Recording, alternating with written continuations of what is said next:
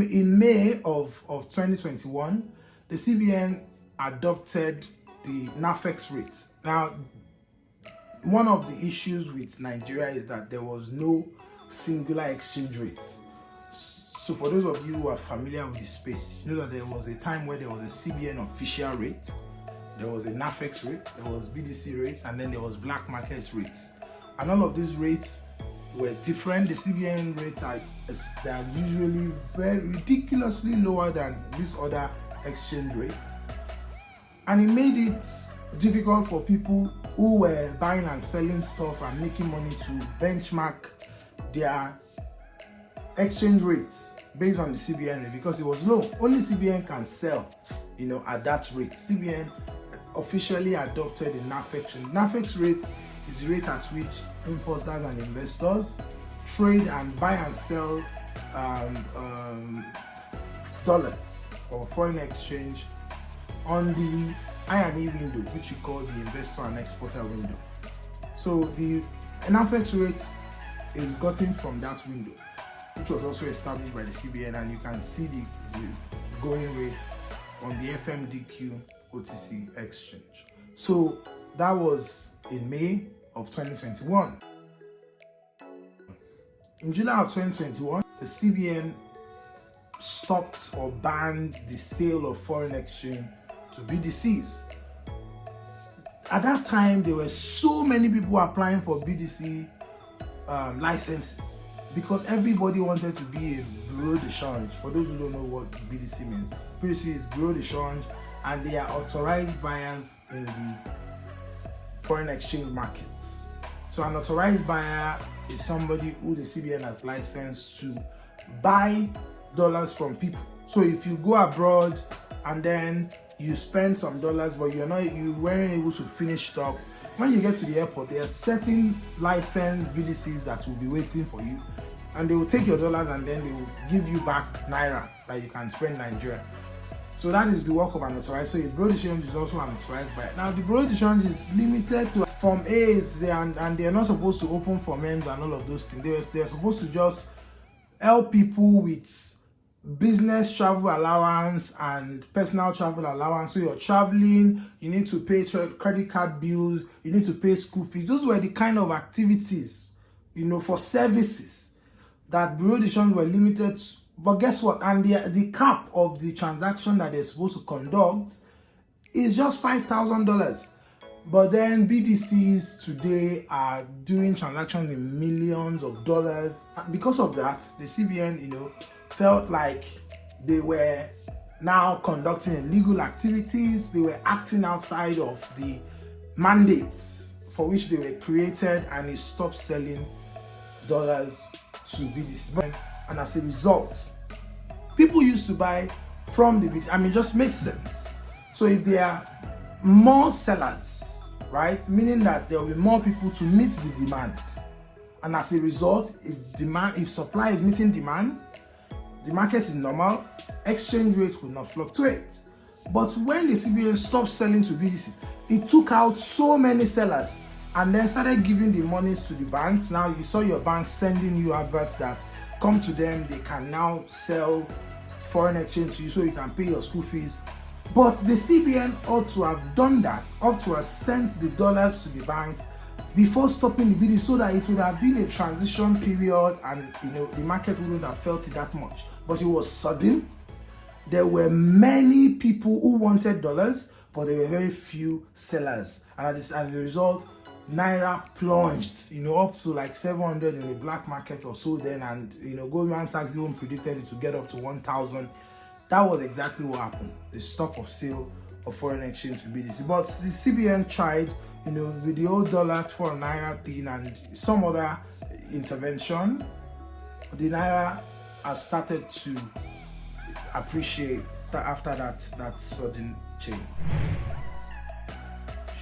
Now the next one, which happened in August, we'll never forget. Remember in February, CBN released a circular which restricted cryptocurrency trading, right? Remember that. In August, the CBN went to a federal high court in Abuja and obtained an order that froze the accounts of Bamboo, Chaka, Trove, and Vest.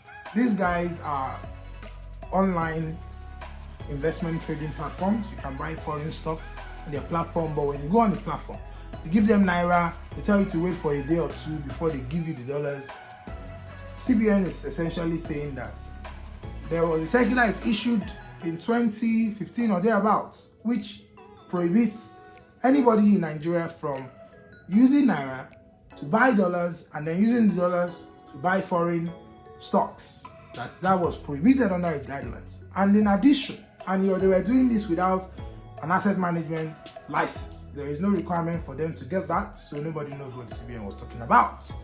And the second thing the CBN alleged them of doing was that they were also using monies in the bank account, in their Naira bank accounts with the banks where those accounts were sitting, to purchase cryptocurrency. And on those two grounds, the account should be frozen.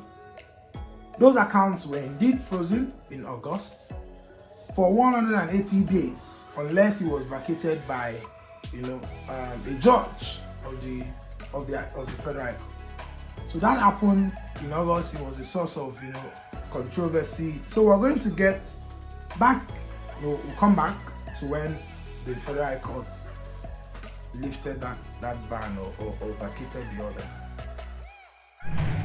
In October, the major thing that happened in October, the CBN, if you remember, was supposed to launch the e-Naira on the 1st of October of 2021. But then it said that, because of the celebration, they had to move it. Some said it was because they weren't ready and the rest of it. But later on in October, around October 25th, the CBN officially rolled out the e-Naira.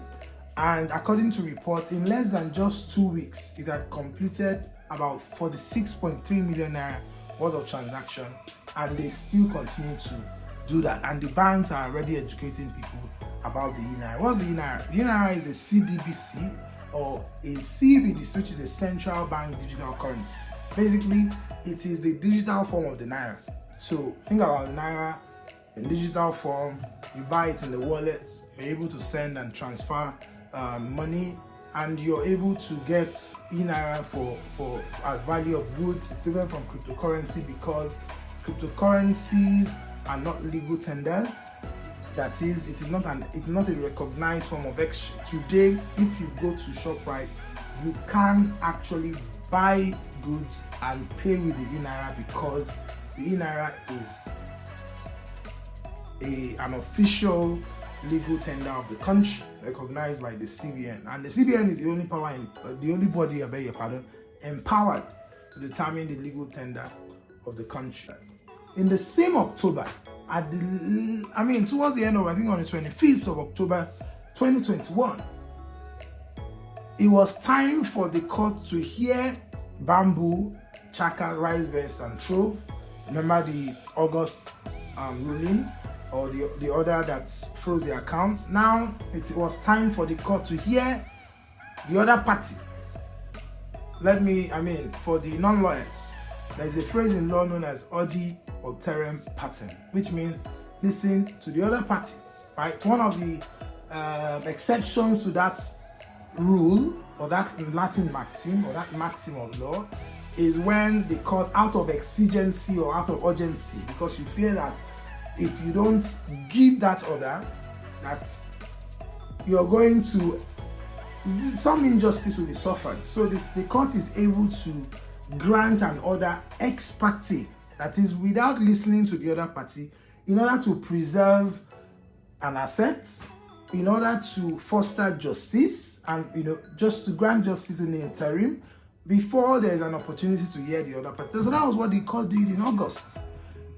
However, in October, now Bamboo has the opportunity to come and explain to the judge that CBN is not saying the entire truth, right? And we have read the laws, and we disagree with the CBN, the circular which restricted trading of cryptocurrency.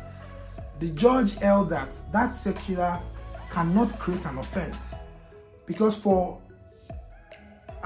you to create an offence under Nigerian law, under section 36 of section 12 of the Constitution of Federal Republic of Nigeria, it had to be written law, that is, the punishment for that crime. The crime has to be in a written law, in writing, with the punishment for the crime prescribed in law. And that was not what the secular actually did. The secular obviously doesn't create any offense. It's just a warning to banks: don't facilitate trading of cryptocurrency. If anybody is doing so, close down the account, give them their money back. But it's not illegal. If it was illegal, they would have told the bank to freeze the money in that account. So cryptocurrency is not illegal. I have always said that. That secular did not ban cryptocurrencies. It only restricted the trading so that in order to preserve the integrity of the banking system. So if that was the case, then you couldn't have come under Section 97 of the Banks and Other Financial Institutions Act, which empowers the CBN to approach a court, obtain an order to freeze an account because it suspects that that account is being used to perpetrate a crime. But what is the crime here? No crime.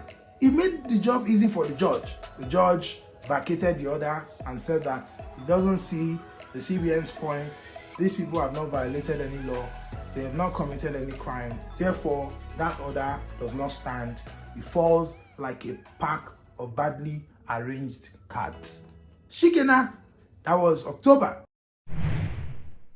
In November of 2021, the CBN introduced a policy known as the Tertiary Institutions Entrepreneurship Scheme, TIES.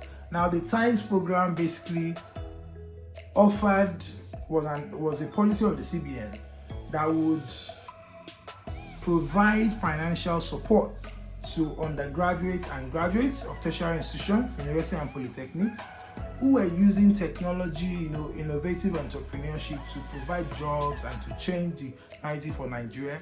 And it's basically using this to encourage people to go into entrepreneurship, to create new products. And considering that there are so many young people in Nigeria, and every year over 5,000 people, what am I saying? Over 500,000 people graduate from these tertiary institutions, and as a result, there are not many white-collar jobs to absorb this number of graduates. So there ought to be another means for which people can become gainfully employed. So that is what the CBN is trying to do with TIES. It gives them access to loans. You apply for those loans, with your business model and pitch deck and all of those things, and then the CBN will start to disburse money, we believe, in 2022. So those are some of the highlights of the CBN activities in 2021. If you learned anything, let me know in the comment section, and let me know the other thing that you want me to throw light on.